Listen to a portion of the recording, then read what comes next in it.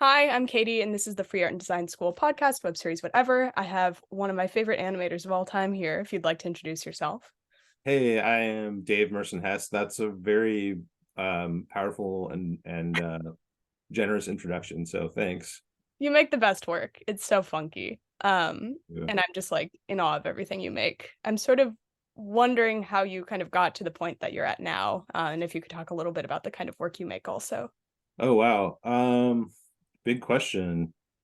Like the first thing that's coming to my mind is that part of why I work the way I do and why my work looks a certain way is that I'm not running away from the things that I can't do on a technical level. Mm, So by kind of folding that back in and being like, instead of being like, oh, I wish I had life drawing skills. I wish I had, really, really strong fundamentals, construction, drawing from the inside out. I don't have that.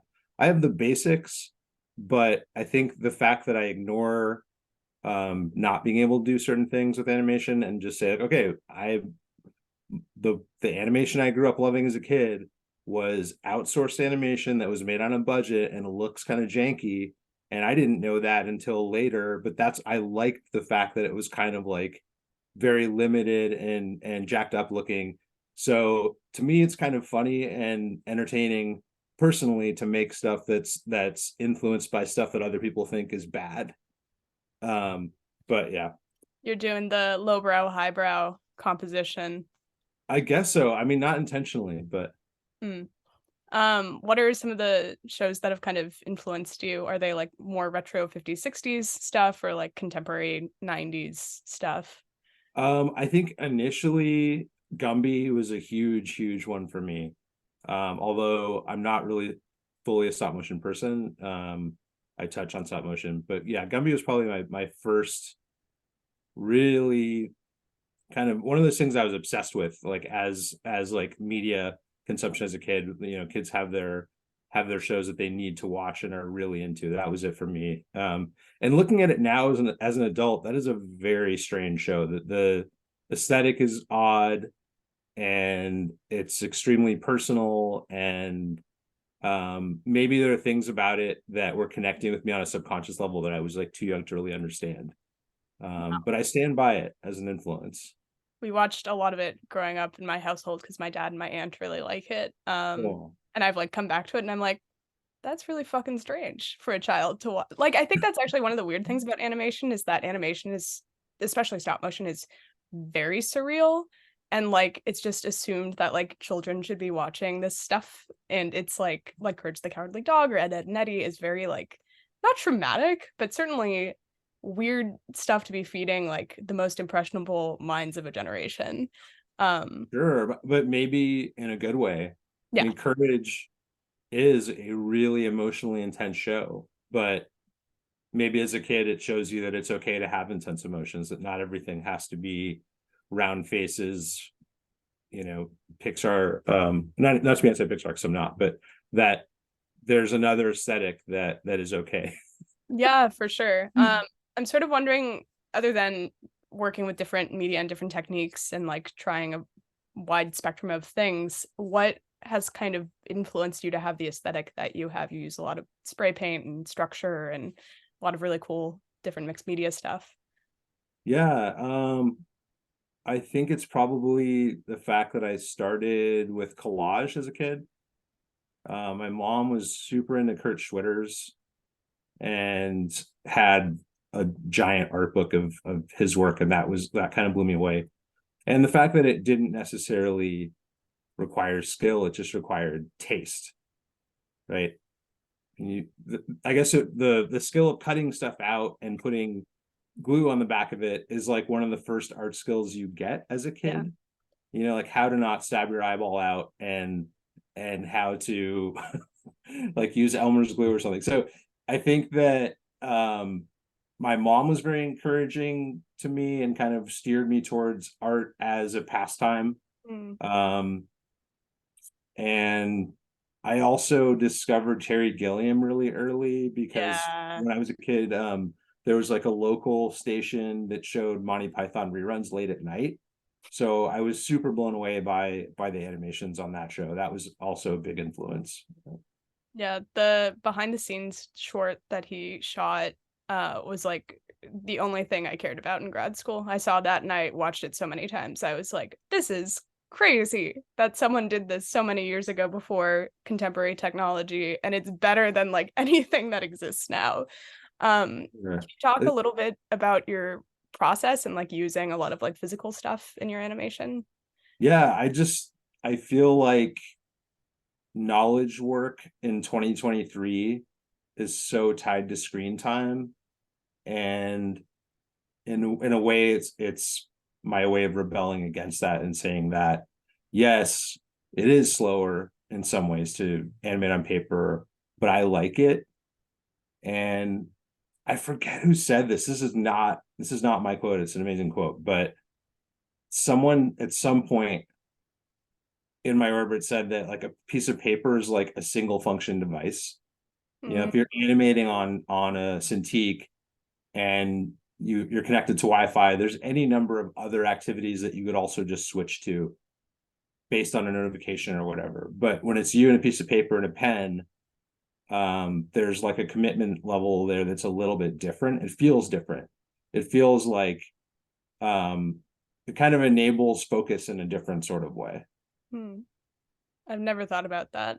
That's so interesting. I also am so bad about turning off my screen and like going out and doing things. So maybe there's a inherent fear of having that focus for our generation, which is why a lot of people don't animate on paper anymore, don't paint or don't do oil pastels or whatever. Which is sad. And I think you do such a great job of like bringing in the materiality, which gives like a lot of life to the work that you make. Thanks. I think I know a lot of people who animate on paper who are like, you know, undergrad or into 20s. So I don't think it's totally gone. I think that there's quite a few people who are all about it. And then there's also people who are just like platform agnostic or format agnostic, where they're like, okay, I am doing paper, I am doing After Effects, I'm mixing these things in incredible ways. So, I don't think it's gone. It's obviously it's not as widespread at all, but it's still a thing. Yeah, I guess. Well, first of all, you definitely know more animators than I do, even though I've interviewed so many of you Oh guys. yeah. But second of all, maybe it is something kind of like film photography, where like as the internet and education allows like more information to spread, like you don't just have to be at a university to learn some of these skills. You can like pick them up and like learn your history a little bit more easily. What sort of initially, I know you said you were interested in all this different kind of art making and collage and animation when you were younger. Like, was there a moment when you realized you wanted to do animation or that you like really connected with it as a field? Yeah, I think one of my mom's good friends is an artist named Howard Munson, and teaching artist based in the Bay Area. Mm, And he gave me a flip book as a kid. It was the first time I'd ever seen or heard of a flip book. And it was one made by Ruth Hayes, who's an independent animator. And I believe she teaches at Evergreen State, or either that or she did for a long time. And it was called TV Dinner. It's somewhere in this room. I don't know where it is exactly. I would have to like quickly run around and find it. Should I grab it? you could keep I'm pretty talking. sure We'll it's hear like, you. okay, all right. I'm pretty sure it is right under here, maybe. Oh my God. I Uh, love this. it's somewhere. This is the first walking tour interview that we've done. Oh, see. I should have like joined this call on my phone so I could actually walk around while I'm doing this. Okay. Um, I can ask you more questions. I've failed to find it, but it's called TV Dinner, and I bet she still has them in print. Yeah. Ruth Hayes TV Dinner. It's the thing that told me, oh hey, guess what? Animation that's actually just a bunch of drawings, and by extension, film is a bunch of photographs. So it definitely, absolutely blew my mind. And then I made a flip book that was only 2 pages afterwards because I was five or six, which is, I don't know that that's an age that has the attention span to do like hand drawn animation. I don't know if I'm at the age currently, really. You made the original boil of your career. Yes, my first Um, boil. Speaking of careers, you're a teacher, you have been an educator. I'm sort of wondering what sparked that interest in you. I think being on the receiving end of just an amazing education from a lot of different people. Initially, my mom and her friends, most of them artists, writers, poets, sculptors, all sorts of things like that. And then I think the Bay Area has a really, really strong nonprofit, arts nonprofit ecosystem. Mm, So if you're like, let's say, 13 years old, there's any number of cool summer programs or after school programs or weekend programs in the arts that you could go do for free. And so I just tried to do a lot of those. mm, And all of those, all those moments where I was learning from someone and their job was graphic designer. That's like very powerful when you're like a teenager and you meet someone who does this thing that and they're teaching you how to do it, and it just kind of like ignites a fire in you.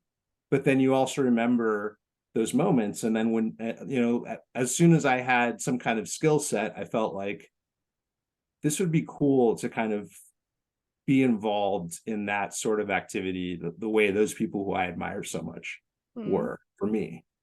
Yeah, that's really nice that you have a sort of pay it forward mentality. I feel like that's how things used to be, like a lot more. And like maybe with the internet, I mean, that's why I'm starting this project, is because I feel like so many artists have a lot of input and a lot of them don't get to be professors, but they still have a lot of like great things to say and to teach people. Yeah.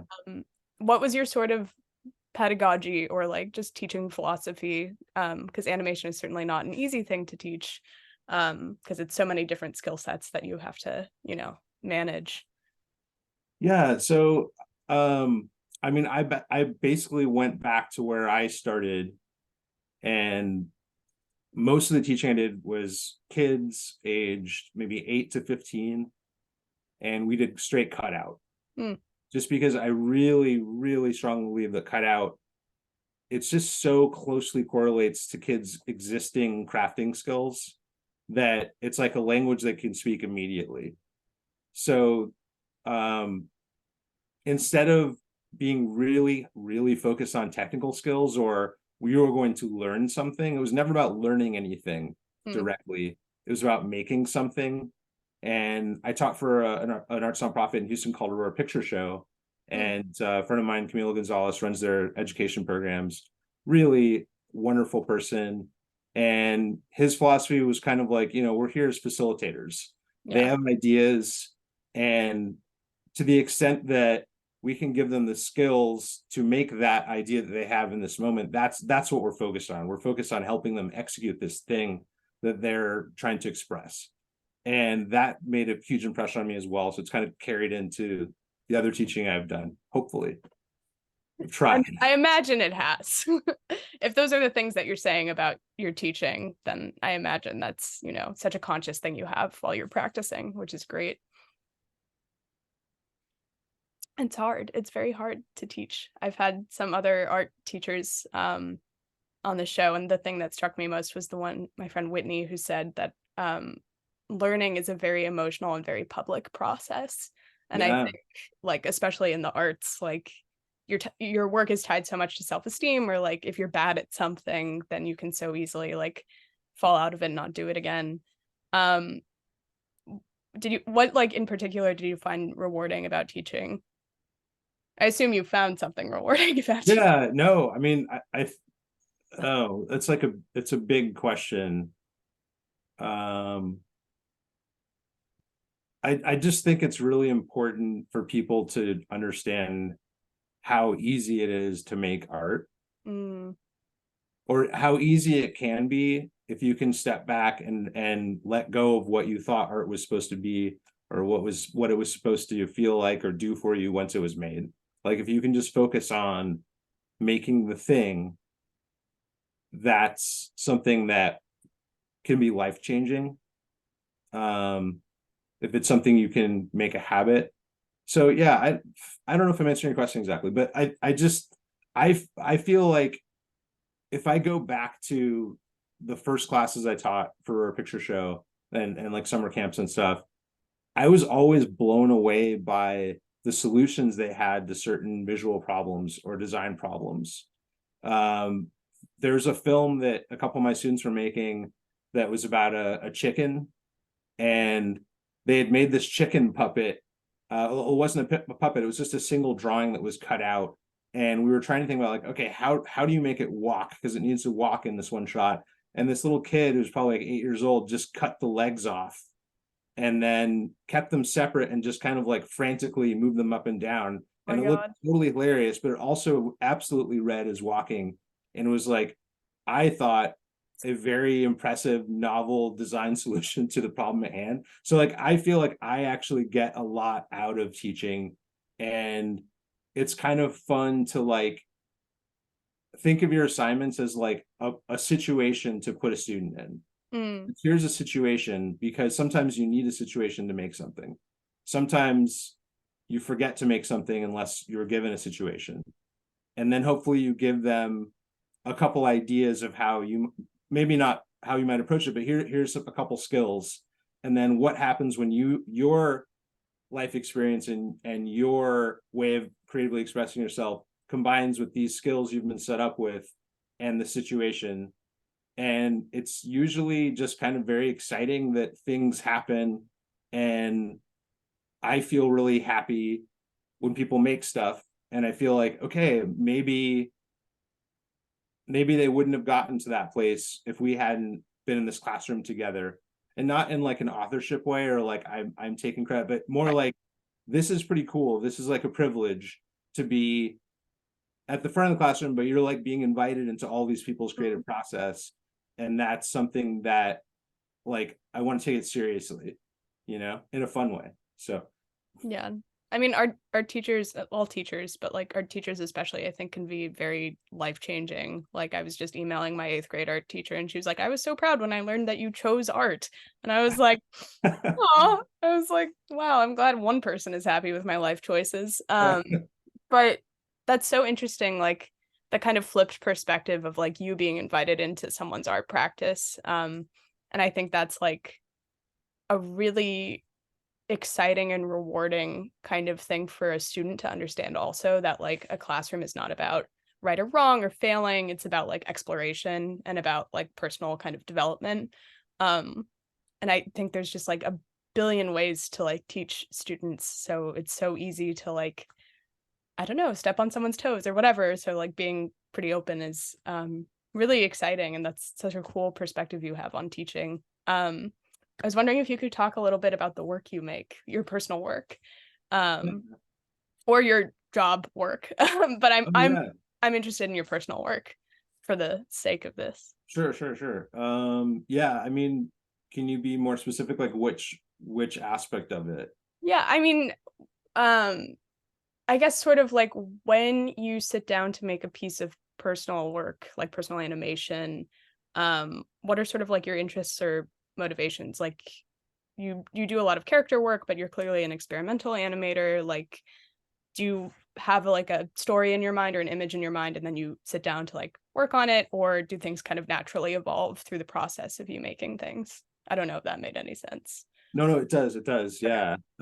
It really depends on the project. Mm, Sometimes um sometimes I'll have some kind of narrative thing in mind. Like lately I've been watching a lot of sketch comedy and thinking a lot about sketch comedy and what makes things funny, and wanting to make sketches and feeling like there's this huge audience for sketch right now, whether it's Instagram or TikTok or whatever, that's kind of exciting. And even though like I have a love-hate relationship with social media, and I think that there's obviously a lot of negative things about it, but I think it's cool that there's a real appetite for very short, funny animation right now. So I have a few things I'm working on that are kind of like short sketches, and those start by me writing a script or writing a list of visual things that are going to happen. For the longer films I've made, I've really kind of started with images. mhm, So maybe I have an idea of a character and the world the character is going to be in, and then I might have an idea of like some really strong image, not strong objectively, but something strong that's striking to me personally Hmm. that I then want to make. And I will usually kind of work through making a series of strong images and then figuring out what it is. Like, okay, I have these 5 shots. How do they relate? Like, what is coming out of this when you put them together? Yeah, if that makes sense. Yeah. So you have a sort of, not maybe literally narrative, but a sort of like connected image in your mind of how something unfolds or flows. Yeah, I mean, sometimes it's literally just one image, Mm. and then I kind of have to like, One chicken. yeah, um, I have to like put them up against each other and see what happens, before I know what to do next. Yeah. Do you think you were just talking about the kind of social media landscape, which I do not want to go in because I was on the phone with Meta for 9 hours today trying Oh to get my no. mom's account unhacked. Um, Um, but do you think that your personal work is like influenced a lot by kind of the social media landscape, either in terms of the algorithm or just kind of like the trend of, like you said, short film, or just like what other animators are doing? Because I feel like now is definitely a time where you see more different animators' works from around the world than you would at any point in history before, even if you were going to, animated film fest every single weekend. yeah, yeah. Um, that's a good question. I think one way I'm influenced by it is just knowing that there's an audience. Hmm. Um, and maybe that and maybe an audience that is has validated like very short things. Like, do you know Joe Cappo's work? Hmm. I think his work is so hilarious. His films are amazing. And I think that it's very exciting to see people like that who are just making these really, really vivid, well-written pieces of animation that are very short. Is he the Um, alien guy, or am I wrong? what's that? Is he the alien guy, or am I wrong? Oh, I think that's Nathan. I forget what that guy's last name is. His stuff is cool too, though. The Strange Planet. No, that's Nathan Pyle. I'm thinking of Oh, the guy who just did God damn it. It's so embarrassing to do this in a recording and not remember. The guy who does the short form animated series of like aliens going to see Barbenheimer or whatever. oh, I don't think I'm not sure if I've seen that. It's Oh. possible though. I mean, he makes a lot of stuff. Okay, I'll send Um, it to you.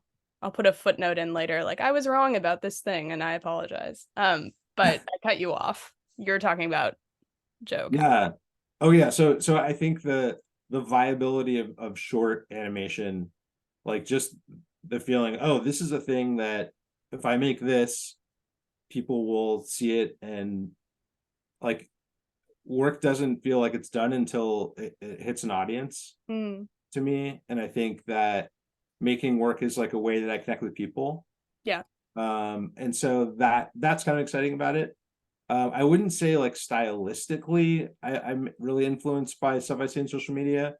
Um, I would say that there are certain like curatorial type accounts, like Astralize, um, and 99 Machinders.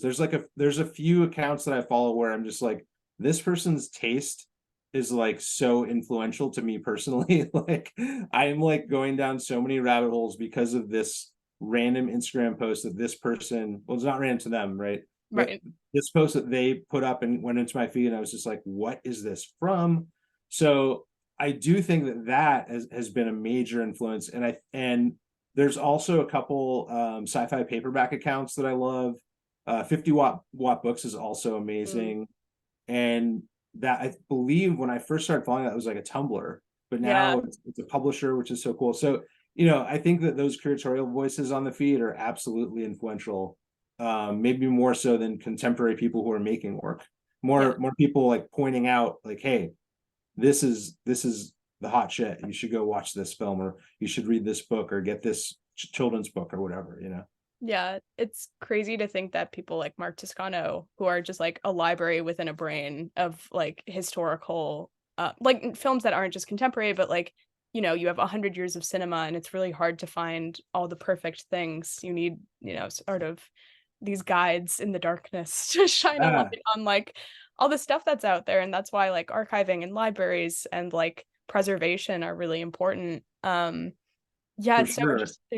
it's so interesting to hear you talk about Tumblr because like, a couple other people I've interviewed have been like, "Oh, yeah, I was, like, into, like, old websites and, that's the era I'm from," and that's all just been consolidated into Instagram and TikTok, and it makes me kind of anxious to think about, like, what the future might be because it seems like we're at this technological zenith of insanity, and I, like, don't know where we go from here. Like, it seems really scary. It does. The amount of media consolidation is freaky because I think when I first accessed the web, it was this very weird, almost like provincial thing. Like there's like there's a little town here with this. Here's this like pavement message board that's weirdly super active, and like here's this person who's just like collecting all the flipping gifts that they can possibly find and sorting them for some unknown reason. Um, so yeah, I think like it's almost like the web is sort of dead in the way it used to exist, and that Mm, social media and feeds and these closed systems have replaced it in a yeah, way that's kind of sad. Like there's something's lost with that. I mean, you have like the Wayback Machine on archive.org and you can search for things, but there's almost so much material there that it's like overwhelming. yeah. You know, like it's not. There's no way to I don't know. There's no way to go back and browse what it once was really in real time. We're in the Walmart area of the internet, no more mom We and pop shops. we kind of are. We're like in the Walmart, and Walmart is like trying to become the new Amazon, which is very strange. But, Ugh. On a more upbeat note, can you talk a little bit about sci-fi? I was gonna ask you, like, how much sci-fi influences your work, oh yeah. certainly the textures and the colors of your work, for sure. Oh, thanks. Yeah, no, huge influence for sure. Yeah, I watched V, Mm, which is like an early 80s sci-fi miniseries. I watched that as a little kid, like some kind of rerun of it, and it totally blew me away. I actually just found it on VHS at Whammy Analog Media this yes! weekend, I love and I'm Lemmy. going to rewatch it. And I'm sure that it's going to be a very different experience. I'm sure it's incredibly cheesy, but at the time I was just like glued to it. And that got me interested in sci-fi. I got into Star Trek: The Next Generation, major influence. Then I got into like reading sci-fi short stories, um, and comics. So yeah, science fiction is major for me. Yeah, it's so funny when I ask people, like, how they became an animator, and it's always like, "I saw some weird shit as a child, and it stayed with me forever." And I think that's great because there's so many people out there who see weird shit when they're kids, and then they don't become artists. And I'm like, Yeah. "What's" yeah, I was like, "Where" the roads crossing, like, why do some people choose one thing and not the other? But that's really exciting. We're actually almost out of time. We only have a Oh, few more okay. minutes left. I wanted to ask a couple different questions. One is like advice you would give to obviously you're a teacher, so advice you would give to younger students about becoming artists, and then also like looking back on the kind of arc of your career so far, what you think you've learned about yourself through art making. Wow. Only hard hitting questions on this episode. Oh my gosh. You're gonna have to send me like a bill for therapy right now if we get into that question. It's gonna be extensive. Okay, so let me do the first part of it. Yeah. Um, I think art is about to change very drastically. I think life and work and how we work is about to change very drastically. So I would probably not like throw this like distant idea of being an artist into the future.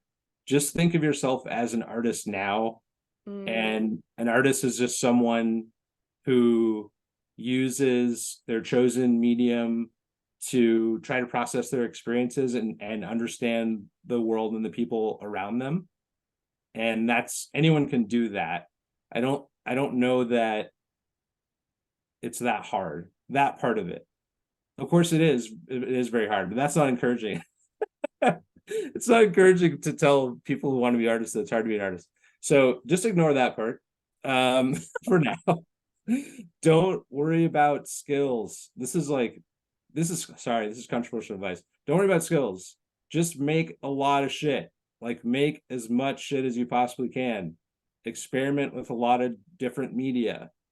Like don't be concerned with, I don't know. There's some absolutely incredible resources out there for learning to draw and design and all this stuff.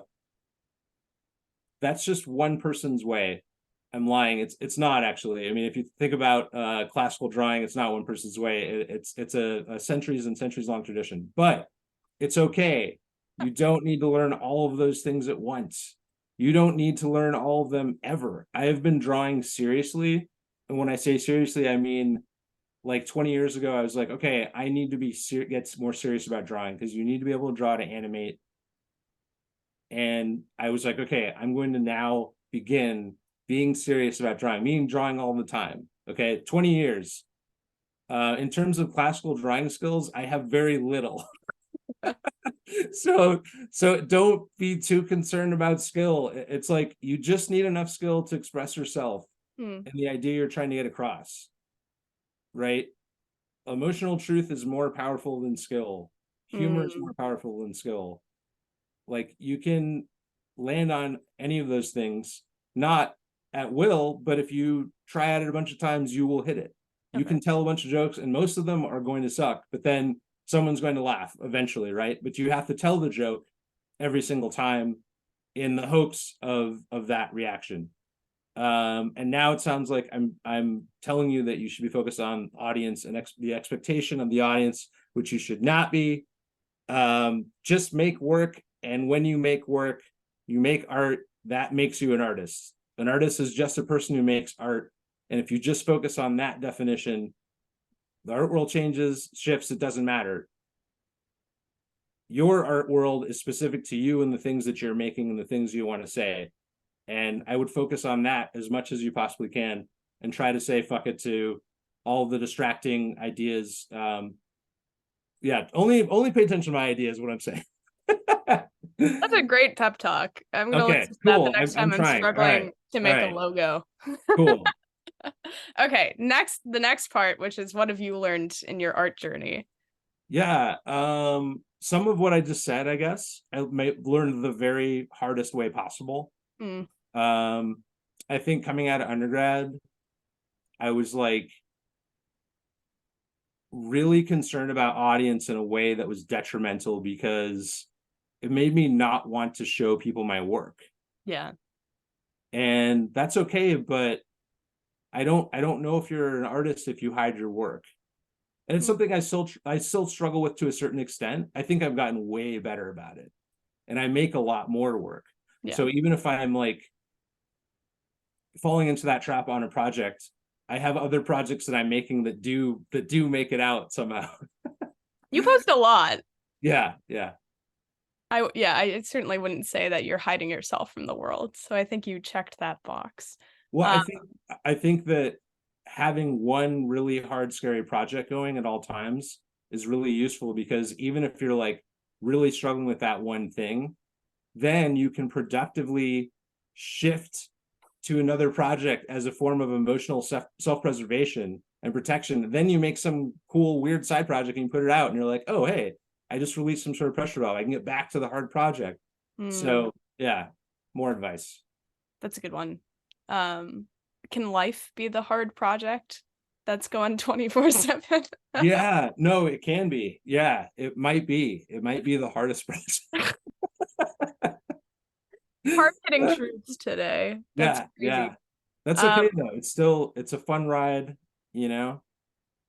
you Yeah. said you learned some of these in the hardest way possible. Did you have like really harsh critiques on your work or like just I in I general? think in undergrad I went to a program where I loved my peers and the people I was in the program with were like awesome.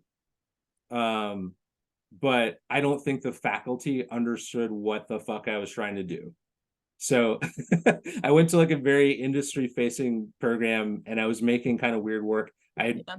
I had come kind of from photography to Mm, film at that point.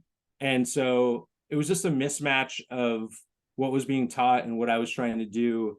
And it took me a while to figure it out. There was kind of an, an aftermath period after undergrad where I was just like, oh man, my head's spinning. But it worked out. it's good. I'm still in that aftermath period. I had a very similar people did not understand what I was doing, and I learned to not care. Um, That's good. Yeah, yeah. it's a journey. We're actually out of time. So Cool. you had a lot of really wonderful advice. It's so awesome talking to you. You're such an inspiration icon. And I really appreciate everything you've had to say. You're awesome. And I look forward to seeing more of your work. Well, thanks for the invite and for the kind words. I really appreciate it. And I think this is awesome that you're doing this, and keep going with it. Thank you.